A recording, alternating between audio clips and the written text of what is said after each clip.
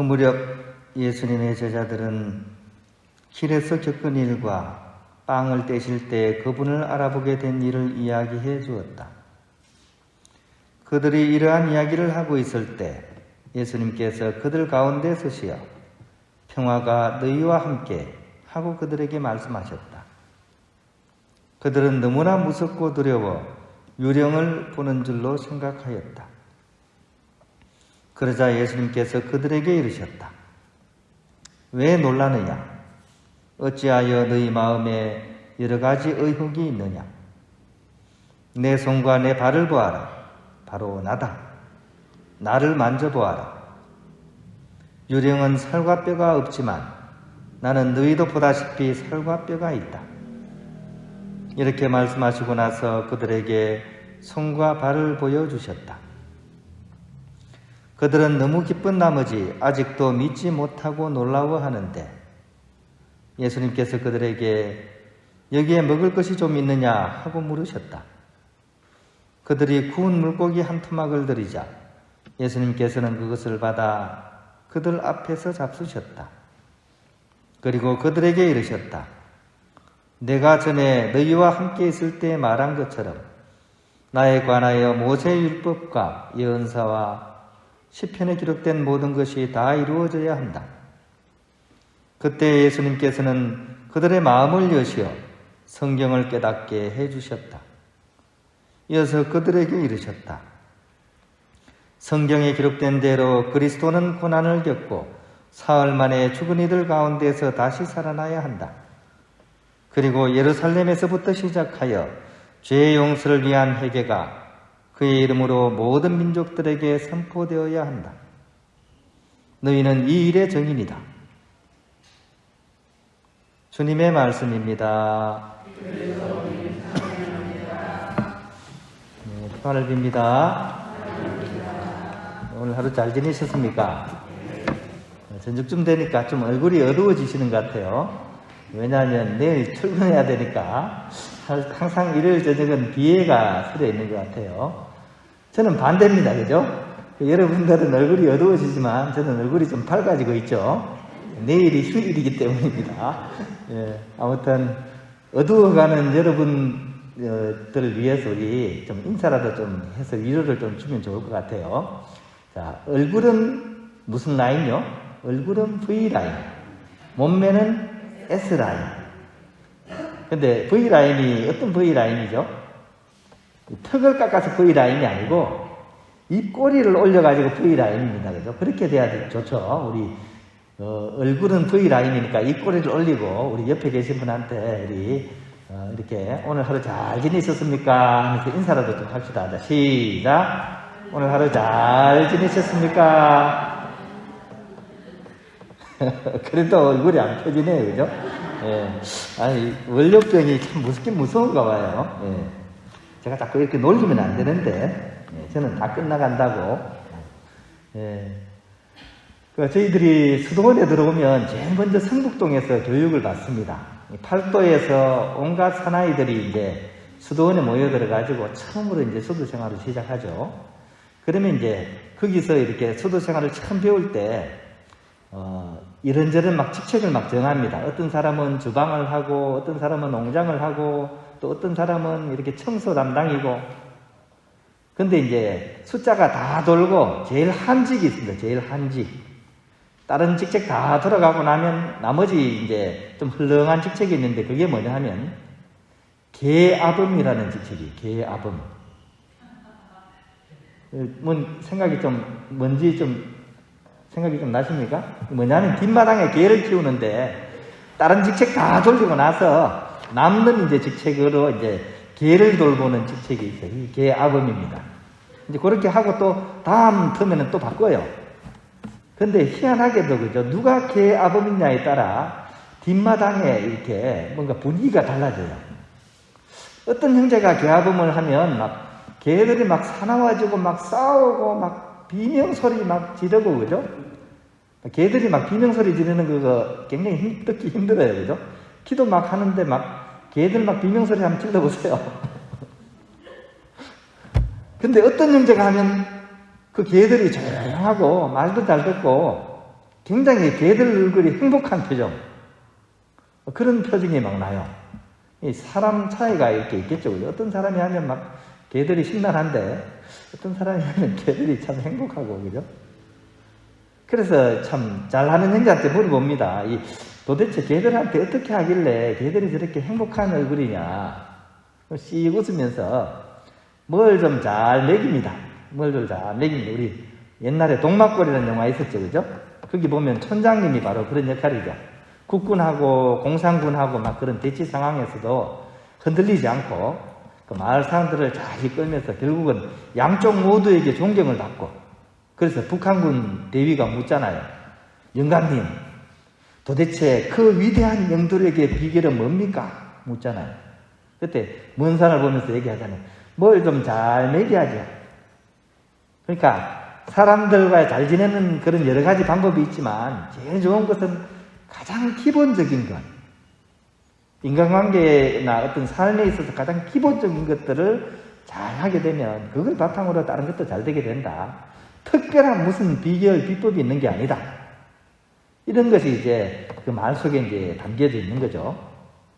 오늘 복음도 사실은 그런 측면에서 우리 삶에 있어서 가장 중요한 요소를, 특별하지 않은 특별한 비법에 대해서 우리에게 이렇게 알려주고 있습니다. 부활하신 예수님을 우리가 어떻게 만나고 체험할 것인가, 이것에 대한 특별 비법이 오늘 복음 속에 들어가 있는 거죠. 오늘 복음은 크게 보면 세 구조로 되어 있습니다. 처음에 엠마오에 갔던 제자들이 돌아와가지고 그 사람들이 처음에는 집으로 가려고 했잖아요, 그죠? 가다가 부활하신 예수님을 만나고 막 그 뜨거운 가슴으로 제자들에게 달려온 장면, 이게 첫 번째 장면입니다. 그래서 막 이렇게 제자들한테 우리가 그분을 만났습니다, 배웠습니다, 막 얘기하는 장면. 맨 마지막에는 이제 그 모든 제자들이 예수님의 부활의 증인이 되어가지고 세상으로 파견받는 그런 장면이 맨 뒷부분에 나와 있습니다. 중간 부분이 이제 그 제자들이 어떻게 변화가 되어서 그런 부활을 증거하는 증인으로서 이렇게 되어갔는지, 그 과정을 중간의 부분이 담고 있습니다. 그런데 이 중간 부분은 우리가 생각하는 것처럼 그렇게 순조롭게 진행이 된 게 아니에요. 내일 월요일을 맞이하는 여러분들의 그 어두운 얼굴처럼 이 제자들의 얼굴도 굉장히 어둡습니다, 사실은. 약간 생뚱맞다는 표현이 딱 어울리는 거죠, 그죠? 예수님께서는 당신이 부활하셔가지고 정말 기쁜 마음으로 제자들에게 나타나셔서 평화가 너희와 함께 하면서 이렇게 다가오시는데, 제자들은 도대체 저 사람 누구지 하는 이런 눈빛으로 예수님을 보고 있습니다. 그러니까 그렇게 된 이유가 이제 뭔지 모르겠지만, 아무튼 이 제자들은 예수님을 만나고 나서도 오히려 이 기쁨보다는 두려움이 더 앞서 있었어요. 그들은 너무나 놀라고 무서워서 유령을 보는 줄 알았다, 이렇게 표현이 되어 있고, 심지어 41절에 보면 예수님이 당신의 손과 발을 보여주면서 이 구멍 뚫린 손발을 만져봐라, 옆구리 만져봐라, 이렇게 말씀하시는데도 불구하고 그들은 믿어지지가 않아서 어리둥절해 있었다, 이런 표현이 나옵니다. 그래서 이 썰렁한 분위기를 해결하기 위해서 예수님께서 무진장 노력하십니다. 그게 이제 제자들이 변화된 그런 과정을 이제 설명하게 되는 거죠. 예수님께서 막 노력 많이 하셨어요. 3단계를 거쳐가지고 노력을 하십니다. 첫 번째로, 그죠? 막 그 제자들한테, 그죠? 막 제자들을 모이게 한 뒤에, 그 다음에 이제 제자들이 하도 안 믿으니까 물고기 없냐? 물고기 한 마리 갖고 와봐라 해가지고 이제 그 물고기를 가지고서 당신이 드시면서 제자들에게 나눠주는 그건 두 번째 단계. 세 번째 단계는 이제 그 제자들이 마음이 좀 열리니까 그때 비로소 이제 말씀에 대해서, 성경 말씀에 대해서 엠마오 제자들이 이제 하셨던 것처럼 당신이 부활하셨다는 그 사실을 증언해 줄 수 있는 그런 말씀들을 통해서 이제 납득이 가도록 설명을 하는 이 3가지 구조로 되어 있습니다. 첫 번째는 모임이고요, 그죠? 두 번째는 식사고, 세 번째는 가르침입니다. 자, 이 3가지 단계 중에서 오늘 복음의 핵심은 뭐라고 생각되십니까? 1번, 2번, 3번 중에서 한번 보겠습니다. 1번 손 들어보세요. 1번. 아무도 안 계시네요. 2번. 제가 선거운동 하는 거 아닙니다. 예. 오해하지 마세요. 뭐 기호 2번 이런 거 아니에요. 예. 2번 한 3분 정도. 3번. 그래서 3번이 좀 많으신 것 같아요. 그죠? 예. 자, 정답이 뭐라고 딱 떨어지게 할 수는 없지만, 저는 아마 오늘 복음의 핵심은 제가 보기에는 왠지 2번일 것 같은 생각이 들어요. 2번일 것 같은 생각이. 왜냐하면, 엠마오 제자들 생각해 보세요. 엠마오 제자들이 언제 눈이 열렸습니까? 예수님을 처음에 길에서 만났을 때도 몰라봤잖아요. 막 그 성경 말씀 해줘도 못 알아들었잖아요. 언제요? 빵을 쪼갤 때. 그때 제자들이 눈이 열렸습니다. 오늘은요, 물고기 뜯어먹을 때, 물고기를 뜯어먹을 때 제자들의 눈이 열린 겁니다. 당신이 이렇게 뼈와 살이 있는 인간이라는 사실을 보여줘도 어리둥절했던 제자들이 이제 구운 생선 한 토막을 이렇게 받아가지고 그거 음식을 나누면서 비로소 방 안의 분위기도 따뜻해지고 또 이렇게 예수님에 대해서 친근감을 느끼게 되고, 그러면서 이분이 우리와 함께 하셨던 주님이라는 사실을 깨닫게 됩니다. 먹을 게 굉장히 중요합니다. 그죠? 먹을 게 굉장히 중요합니다. 사람의 마음의 문을 여는데 먹는 것보다 중요한 게 없습니다. 오죽하면 우리와 가장 가까운 가족들을 다른 말로 뭐라 그럽니까? 가장 가까운 식구라 그러죠. 식구. 그죠? 그 식자가 무슨 식자입니까? 먹을 식자, 밥 식자죠. 그죠? 구자는요? 구자. 같이 밥 먹는 사람. 이게 나와는 가장 가까운 사람입니다. 혈연이죠. 그죠? 나와 같이 밥 먹는 사람이 가장 가까운 사람입니다. 수도원의 형제들도 마찬가지입니다. 저마다 막 팔도 사나이들이라서 온갖 이상한 사람들이 다 모여듭니다. 사실 보면. 그죠? 수도원에는 좀 별난 사람들이 와요. 평범한 사람 잘 안 옵니다. 그러니까 성격부터 시작해서 자라는 환경, 또 배움의 정도, 이게 다 다릅니다. 그런 사람들이 모여가지고 이제 이상을 중심에 놓고 이제 맞춰가려고 하는데, 이게 얼마나 힘들겠습니까? 처음에 오면 막 많이 싸워요. 별것도 아닌 거 가지고. 아침에 운동한다고 그 운동장 한 바퀴 돌거든요. 그러다가 탁 부딪히면 그동안에 쌓여있던 막 감정이 막 일어나가지고 발로 막 차요. 그래 막 또 싸움이 나. 근데 그렇다고 해서 막 그 수도원에서는 싸우면 집으로 보냅니다. 크게 싸울 수도 없어요.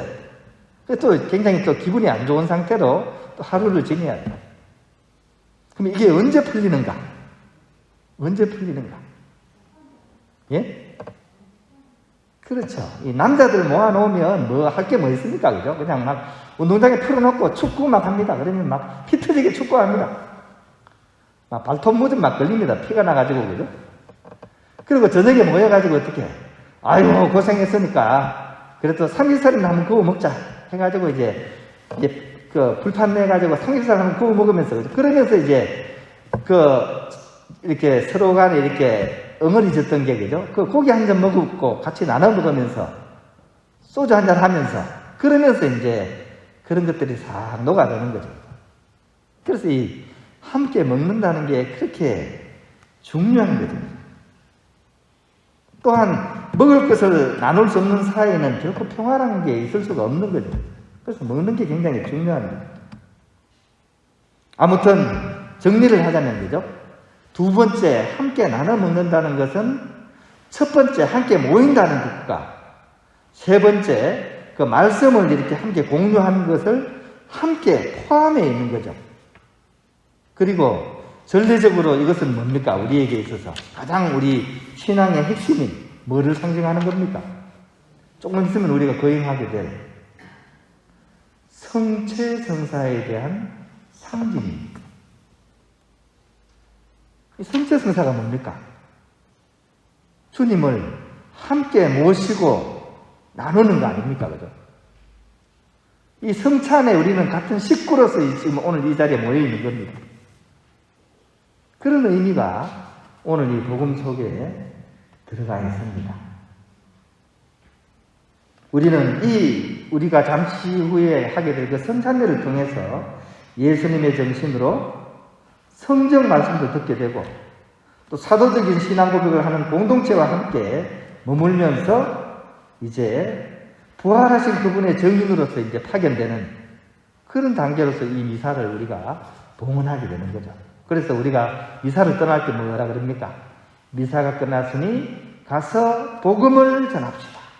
우리가 체험한, 우리가 하나 됐다는 사실, 하느님 안에서 우리가 하나 됐다는 이 사실을 세상에 나가서 증거하는 그런 정인으로서 오늘 복음처럼 파견이 되는 겁니다. 그런 의미가 오늘 복음 속에 들어가 있는 것이죠. 지금까지 내용을 다시 한번 정리해 보겠습니다. 예수님께서는 생전에도 제자들과 이웃들과 군중들과 함께 하시기를 즐겨하셨던 분입니다. 예수님 별명이 뭐였습니까? 먹보요 술꾼이 예수님 별명이었어요. 경상도에서는 먹보를 묵돌이. 예수님 별명이 묵돌이였습니다. 살아 생전에도 그러시지만 부활하신 후에도 도처에서 만나는 사람들과 다 이렇게 식사를 하십니다. 엠마오로 가는 길에서 당신을 만난 그 두 사람도 바로 빵을 떼어주면서 당신을 이렇게 알아볼 수 있도록 이끌어 주셨고, 그죠? 오늘 또 물고기를 이렇게 함께 나누면서 제자들의 눈을 그렇게 열어주셨습니다. 바로 이럴 때 주님이 더욱 주님다워 보인다는 것은 무엇을 의미하는 것이겠습니까? 먹을 것을 나눈다는 것은 생명을 나눈다는 것이고, 특히 성찬의 나눔은 하느님의 생명을 우리가 함께 공유하고 나눈다는 그런 의미가 있는 것이죠. 이 안에 바로 주님의 뛰어난 영도력의 비결이 숨어 있는 것이라고 저는 생각이 듭니다. 주님의 뛰어난 영도력의 비결은 바로 동막골 어르신처럼 뭘 좀 많이 먹이는 것. 따라서 우리에게 주시는 그런 주님의 은총에 대해서 기쁘고 감사하게 우리가 잘 먹고, 또 그것을 통해서 부활하신 주님을 깨닫고 나아가서 그 부활의 증인으로서 세상 사람들에게 부활하신 주님을 우리가 증거할 수 있어야 하겠습니다. 오늘 이 복음을 마무리하면서 한국 천주교 문화균의 아버지라고 할 수 있는 구상 시인의 마음의 눈을 뜨게 하소서라는 이 시가 오늘 복음 말씀과 너무 어울리는 것 같습니다. 그래서 이 시를 읽으면서 오늘 복음을 정리해 보도록 하겠습니다. 은총에 눈을 뜨니 이제사 비로소 두일의 강아지만큼 은총에 눈이 뜬다. 이제까지 시들 하던 만물만상이 저마다 신령한 빛을 뿜고, 그렇듯 안타까움과 슬픔이든 나고 죽고 그 덧없음이 모두가 영혼의 한 모습일 뿐이다. 이제사 하늘이 새와 꽃만을 먹이고 입히시는 것이 아니라 나를 공으로 기르고 살리심을 눈물로써 감사하노라. 아침이면 해가 동쪽에서 뜨고 저녁이면 해가 서쪽으로 지고 때를 넘기면 배가 고프기는 매한가지지만 출구가 없던 나의 의심 안에 무한한 시공이 열리며 모든 것이 새롭고 모든 것이 소중스럽고 모든 것이 아름답다. 영광의 성부와 성자와 성령께